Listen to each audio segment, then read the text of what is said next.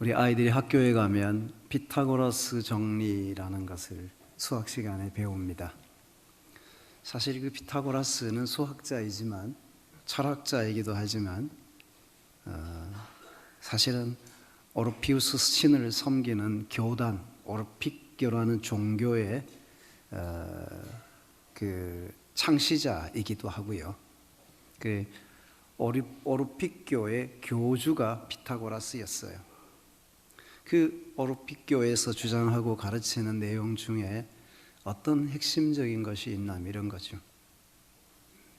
세상에 영은 순수하고 선하고 깨끗하고 그리고 다 올바른 것이지만 보이는 육체와 가시적인 모든 것들은 죄에 악된 것이고 온전치 못해요. 그래서 육체도 영혼을 가두고 있는 감옥과 같은 거예요. 그래서 영혼은 순수하고 선한데 육체가 이 영혼을 가두고 있기 때문에 우리 이 사람의 영혼이 순수해지고 선해지려면 늘 육체에다가 이 제약을 가해야 된다는 거예요. 그렇게 해서 고통을 주고 또 힘들게 하고 어렵게 하는 그런 시간들을 통해서 이 영혼이 순수해진다고 생각하고 있었던 거죠. 이것이 옛날 히랍에서부터 전해오는 히랍 철학의 이원론적 사고방식이 이런 것이었어요. 영혼은 선한데 육체는 악하다는 거죠. 예수님의 말씀이 전해지고 예수님의 복음이 전해지고 있던 그 시대에도 이런 사상들이 여전히 계속되어져 오고 있었던 거죠. 그런데 하나님은 사람들이 악하다고 여기고 선하지 않다고 생각하는 그 육체의 모습으로 메시아이신 하나님의 아들 예수 그리스도를 세상에 보내시겠다고 계획을 세웠고 그 사람의 모습으로 메시아를 세상에 보내셨어요. 그 육신을 입고 세상에 오신 그리스도를 하나님의 아들이요 구세주요 그리고 메시아라고 전하니까 사람들이 이것을 받아들이기가 너무 힘이 드는 거예요. 그래서 자꾸 거절을 하고 배척하고 하는 일들이 일어나게 되었던 거죠. 요한복음은 그런 시대에 육신을 입고 오신 그분이 하나님의 아들이시요 메시아라는 사실을 사람들에게 알려주고 있는 부분이다 하는 것입니다. 말씀이 육신이 되어 우리 가운데 거하심에 이 말씀이 누구신고 하니까 요한복음 1장에서 태초에 말씀이 계시니라. 여기서 이 말씀을 로고스라고 표현했어요. 이 로고스가 하나님과 함께 계셨는데 이 로고스는 곧 하나님이시니라. 하나님이신 그리스도가 삼위일체의 한 위를 차지하고 계시는 제2위이신 성자가 하나님과 동등한 권위를 가지고 영광과 능력과 권능 면에서 하나님과 동등하신 그리스도가 자신의 자리를 비우고 사람의 모습을 입고 이 세상에 오셨다는 거예요. 육체를 입고 오셨다고 하니까 사람들이 육신을 입고 오셨다는 것에 대해서 믿지 않으려고 했습니다. 그런데 기독교 신앙에서는 영적인 예수를 믿는 것이 아니라 참 하나님이시여 참 사람으로 이 세상에 오신 예수 그리스도를 믿는 거예요.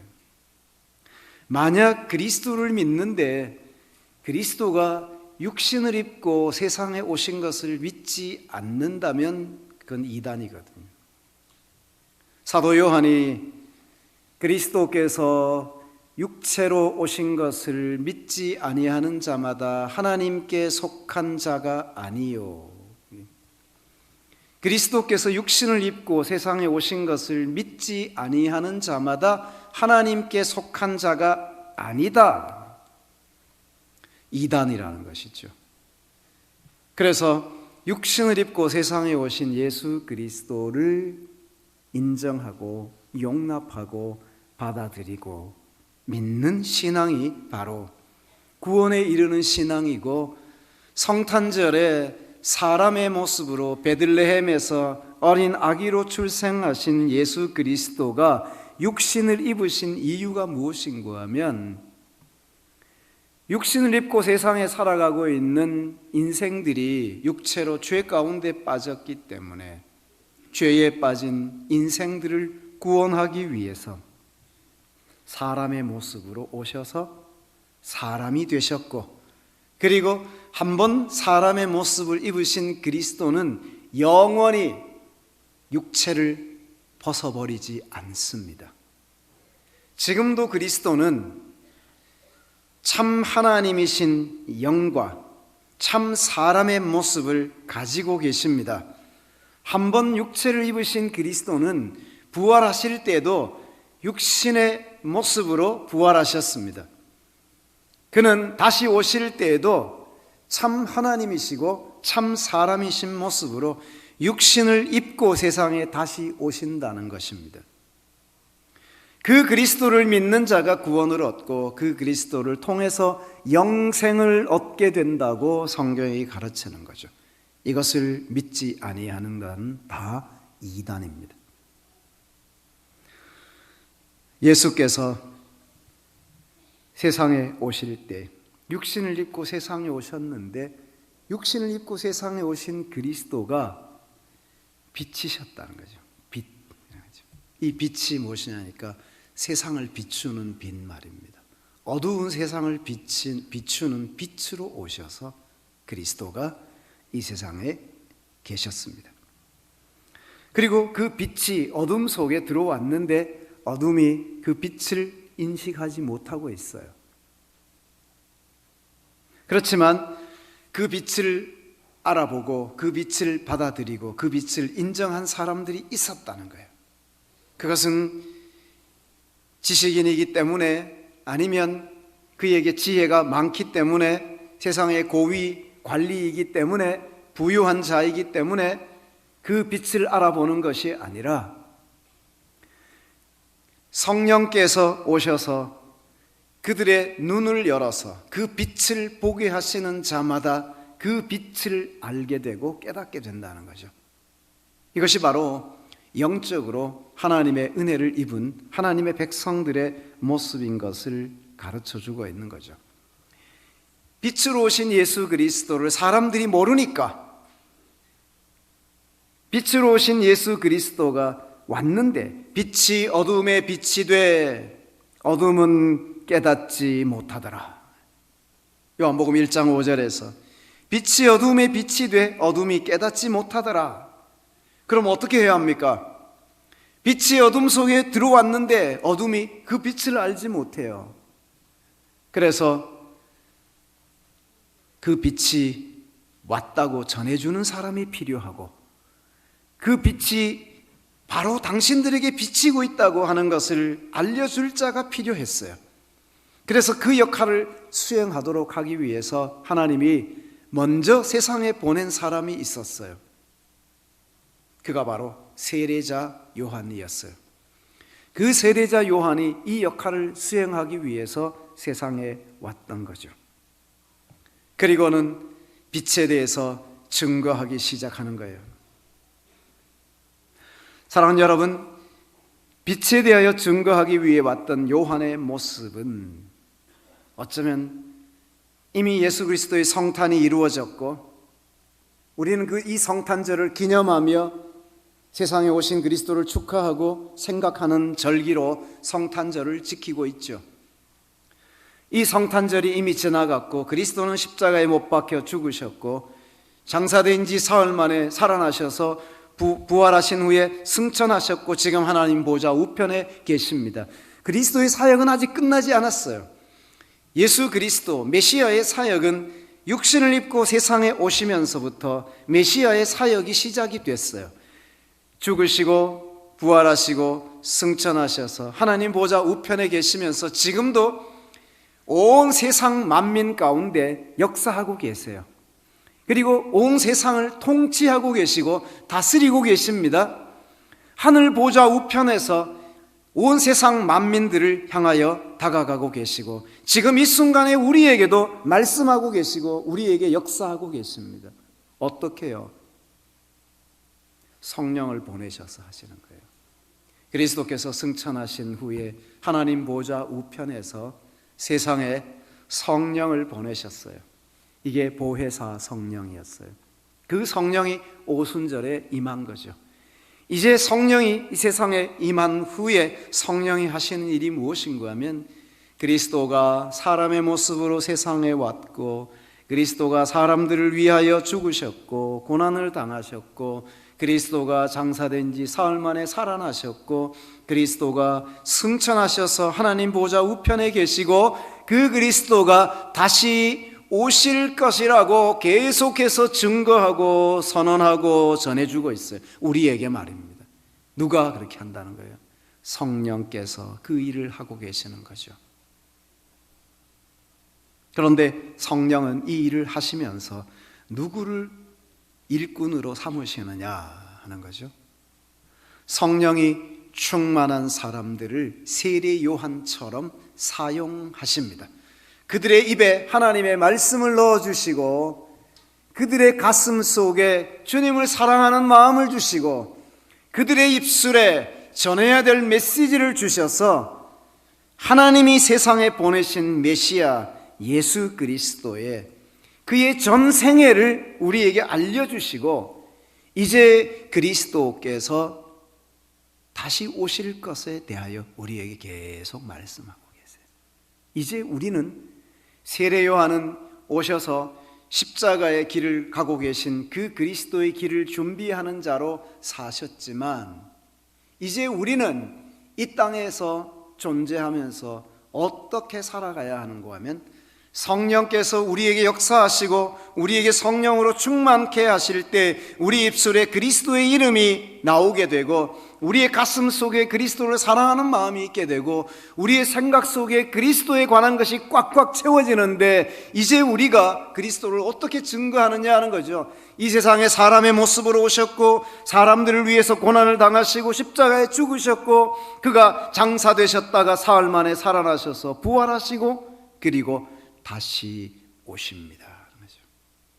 우리는 다시 이 세상의 심판주로 오실 그리스도를 증거하고 그의 길을 예비하고 그리고 그의 모든 사역을 전하는 자로 살아가야 된다.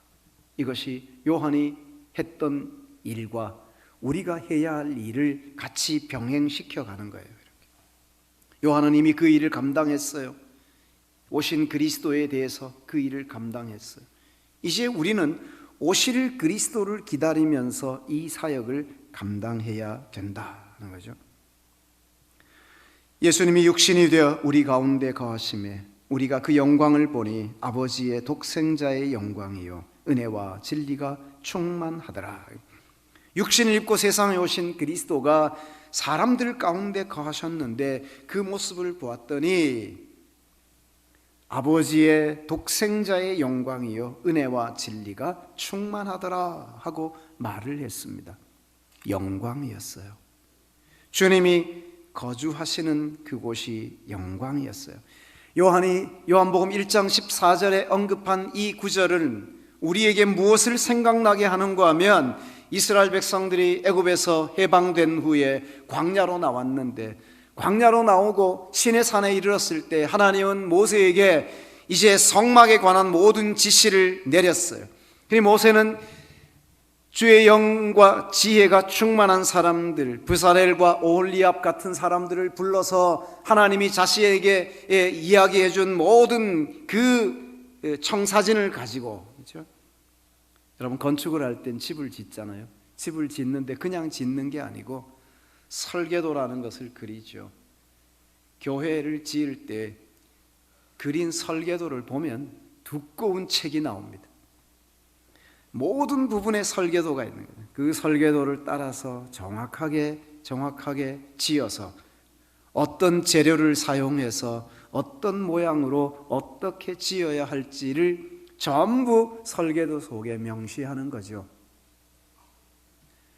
하나님이 모세에게 교훈하고 가르쳐준 그 설계도를 가지고 모세는 성령과 지혜가 충만한 하나님의 사람들, 부사렐과 오홀리압 같은 사람들을 불러서 그 일을 지시하고, 그들은 들은 대로 정확하게 그 양식대로 성막을 제조하고 지었어요. 그런데 짓고 보니까 겉모습은 참 초라해요. 시커먼 해달의 장막, 해달의 가죽으로 덮고 뭐 이렇게 하면서 겉에서 보니까 30평 남짓한 그 성막의 모양이 별 볼품 없어 보이는 그림일 수밖에 없었어요. 그런데 문을 열고 안으로 들어가 보니까 그 안에는 정말 영광이 넘치는, 하나님의 영광이 가득 찬 놀라운 건물이었던 거죠. 왜 이렇게 겉은 초라했지만 속은 그렇게 영광이 넘쳤는고 하니까 하나님이 그 안에 좌정하시는 곳이었어요. 광야에 있었던 이스라엘 백성들, 그들 한가운데 하나님이 영으로 임재하셨던 거거든요. 애굽에서 나온 이후부터 구름이 그들을 인도해 가다가, 그들을 인도해 가던 구름이 멈추면 백성들은 그곳에 서서 맨 먼저 레위지파, 레위 족속들이 성막을 동쪽으로 문을 내고 성막을 거기에 다시 설치를 합니다. 그러면 동쪽의 유다지파를 필두로 해서 동쪽의 세 지파, 그리고 남쪽의 세 지파, 북쪽의 세 지파, 그리고 서쪽의 세 지파, 이렇게 해서 12지파가 성막 그 좌우에 포진을 하게 되어 있어요. 넓은 광야여야 가능하죠.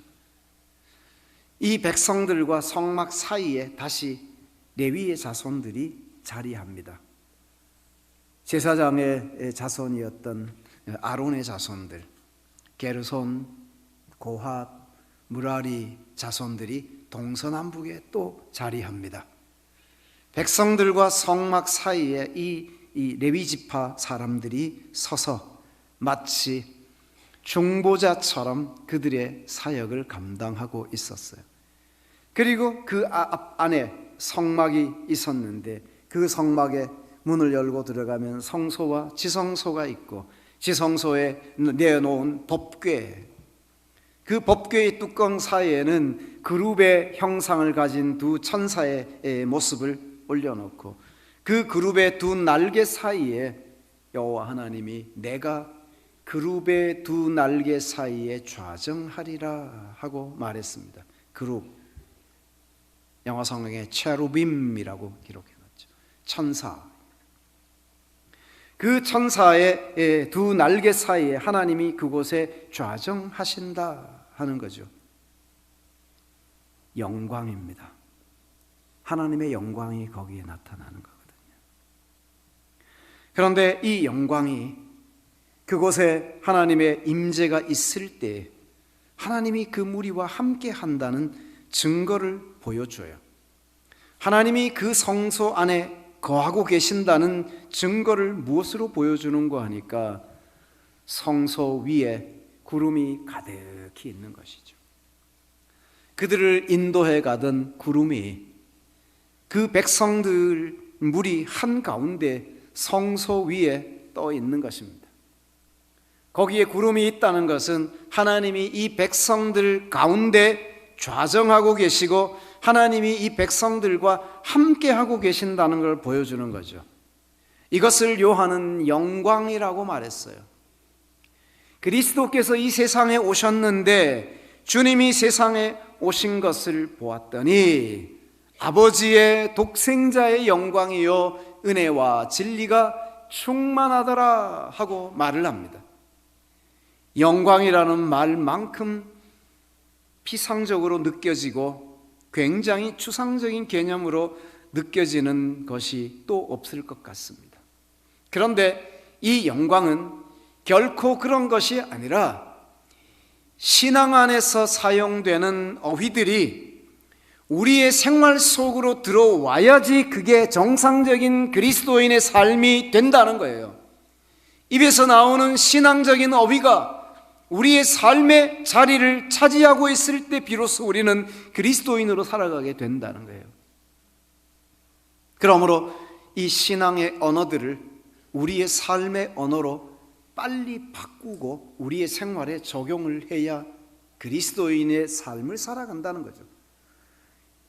누가 가장 위험하냐 하는 거죠. 오랜 신앙생활을 하고 습관에 젖은 사람들이 가장 위험한 거죠. 왜냐하면 너무 많이 들었어요. 너무 많이 들어서 내가 당연히 그런 줄 알아요. 그런데 실상은 아니거든요. 예수님이 십자가 앞에서 재판을 받을 때 빌라도가 이렇게 말합니다. 당신이 유대인의 왕 예수요? 이렇게 말하니까 예수님이 그에게 이렇게 반문합니다. 지금 당신이 하는 그 말이 당신 스스로 하는 말이요? 아니면 다른 사람들이 나에 대하여 유대인의 왕 예수 하니까 당신도 덩달아서 나보고 유대인의 왕 예수라고 질문하는 거요? 이렇게 말하는 거거든요. 사람들이 유대인의 왕 예수라고 말하니까 빌라도도 따라서 당신의 유대인의 왕 예수 맞소? 이렇게 이야기하는 거예요. 예수님은 그거 네 말이야? 아니면 다른 사람이 하니까 따라서 하는 말이야? 우리의 신앙의 상당한 영역은 이런 부분에 속해 있다는 거예요. 오랫동안 들어서 익숙해요. 오랜 신앙생활 속에 당연한 것처럼 여겨요. 내가 그렇다고 생각하고 살아가요. 그런데 실상은 아닐 수 있어요. 이걸 점검해야 된다는 거죠. 내가 들어온 신앙의 언어가 과연 내 삶의 언어가 되어 있느냐 하는 거죠. 사랑이라는 언어가 내 머릿속에 들어와 있어요. 봉사와 희생이라는 말도 들어와 있어요. 그런데 그게 내 삶의 언어가 되어 있느냐, 내 생활 속에 그대로 적용되고 있느냐 하는 것이 중요하다는 거죠. 영광이라는 말을 너무 많이 들었어요. 그런데 그 영광이 무엇인지 우리는 감을 잡을 수가 없어요. 그런데 그 영광은 언제 나타나는 것인고 하면 하나님의 임재가 있을 때 나타나는 거죠. 성소의 그룹의 두 날개 사이에 내가 좌정하리라 하고 여호와 하나님이 말씀하세요.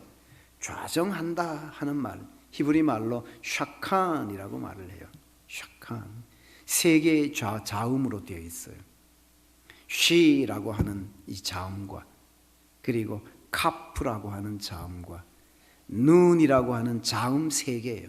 샤칸. 여기에 발음을 어떻게 하느냐에 따라서 동사가 달라지거든. 샤칸, 그가 거주했다 하는 거예요. 거기에 그리스도가 계신다는 거예요. 거기에 하나님이 영으로 임재하신다는 거거든요.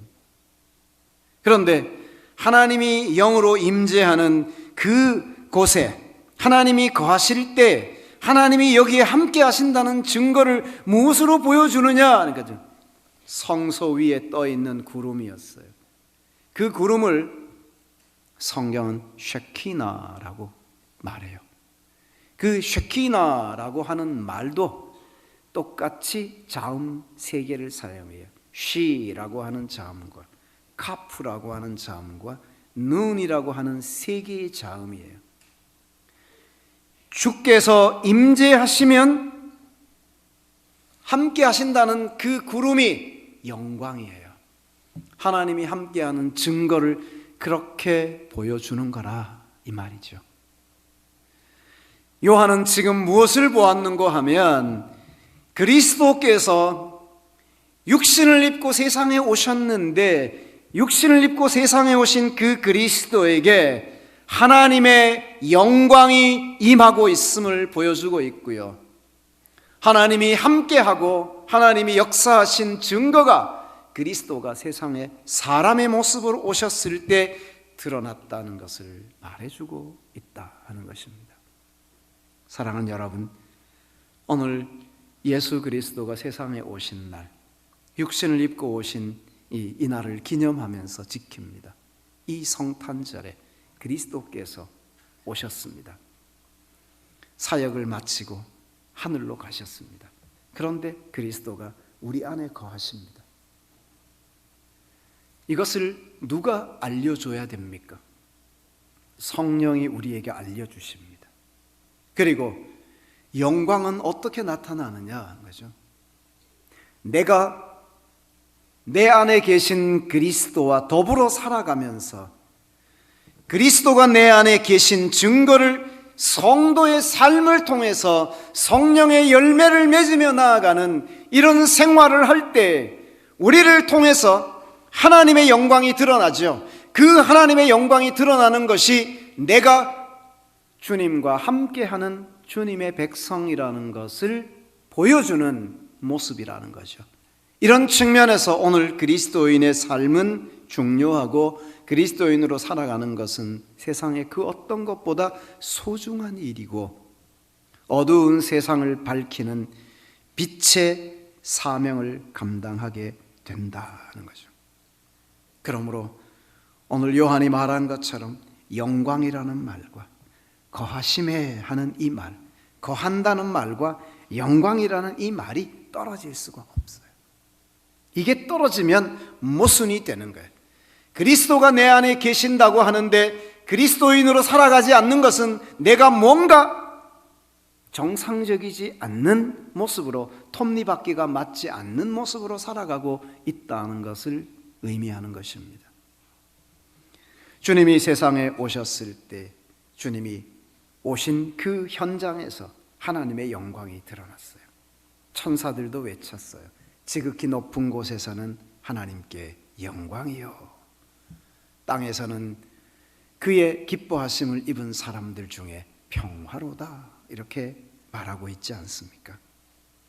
사랑하는 여러분, 우리가 그리스도인일 때 나의 겉모습은 초라할지라도, 내가 세상에서 가장 화려한 모습으로 존재하고 있지 못할지라도, 내가 세상에서 잘 나가는 자가 아닐지라도, 내가 세상에서 높은 지위에 있는 자가 아닐지라도, 내가 세상에서 존귀하고 그리고 부귀 영화를 누리는 자가 아닐지라도 내 안에 주의 영이 임한다면 나는 가장 소중한 사람인 것을 믿으시기 바랍니다.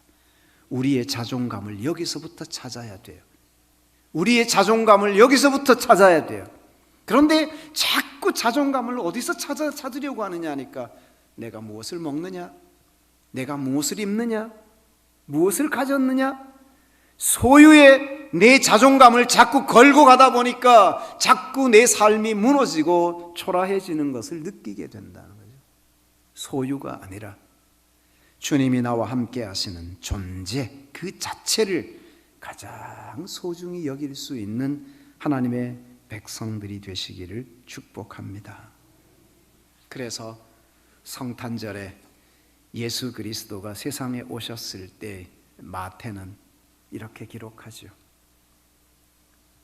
보라, 처녀가 잉태하여 아들을 낳을 것이요 그의 이름을 임마누엘이라 하리라 그랬습니다.